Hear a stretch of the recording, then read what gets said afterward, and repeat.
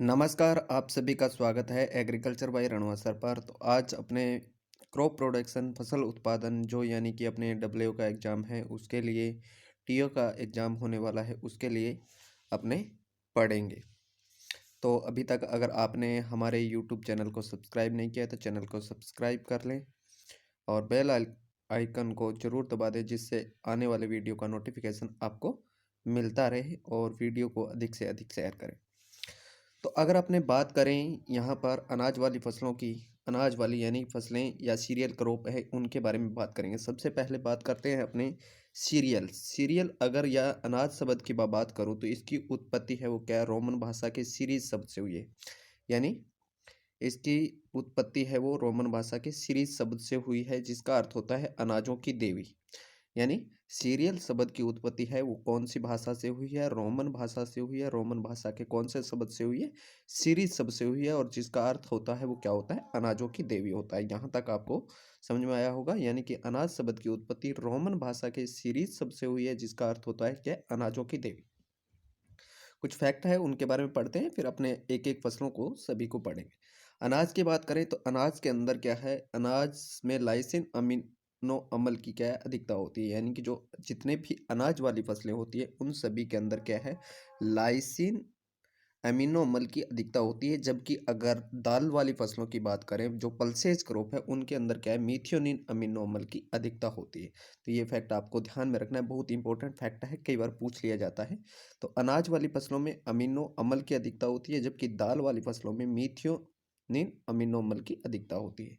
विश्व में क्षेत्रफल व उत्पादन के आधार पर फसलों के क्रम की बात करें तो पहले नंबर पर गेहूं आता है, दूसरा नंबर चावल का आता है और तीसरा नंबर किसका आता है, मक्का का आता है। यानी कि विश्व के अंदर क्षेत्रफल उत्पादन के आधार पर फसलों का क्रम है तो आपको ध्यान रखना है, पहला नंबर गेहूं का, दूसरा चावल का और तीसरा मक्का का।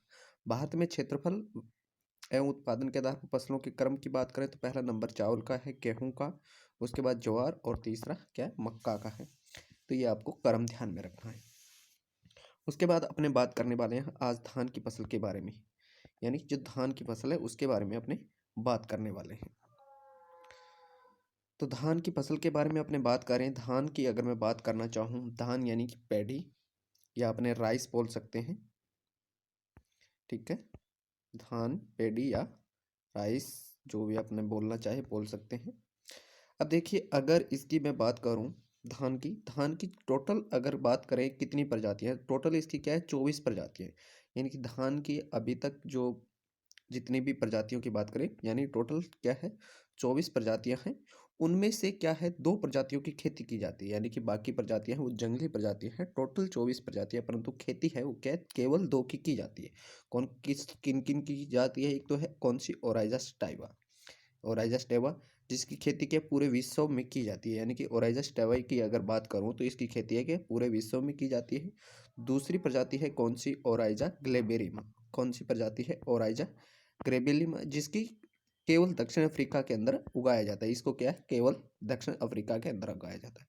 तो हमें ध्यान रखना है कि धान की कुल 24 प्रजातियां हैं जिनमें से क्या है, 2 की खेती की जाती है। यानी कि धान की कुल 24 प्रजातियों में 2 की खेती की जाती है। कौन सी की जाती है, एक तो ओराइजा स्टाइवा है जिसकी खेती क्या है पूरे विश्व के अंदर की जाती है। जबकि दूसरी प्रजाति कौन सी है, ओराइजा ग्लेबेरिमा है जिसकी क्या है, खेती हो केवल दक्षिण अफ्रीका में यानी कि की जाती है। उसके अलावा बात करें अपने, यानी कि धान की प्रजाति की तो हमने बात कर ली, वोट निकलने में आ ही गया है कि एक तो ओराइजा स्टाइवा है और दूसरा कौन सा है, ओराइजा ग्लेबेरिमा है, ठीक है।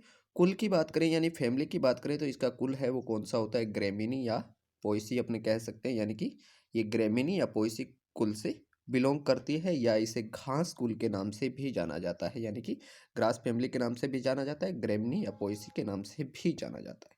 आगे अपने बात करते हैं इसके बारे में और उसके अलावा अगर बात करना चाहें अपने तो इसकी देखो कुछ उप जातियां हैं। यानी कि इसकी 3 उप जातियां हैं।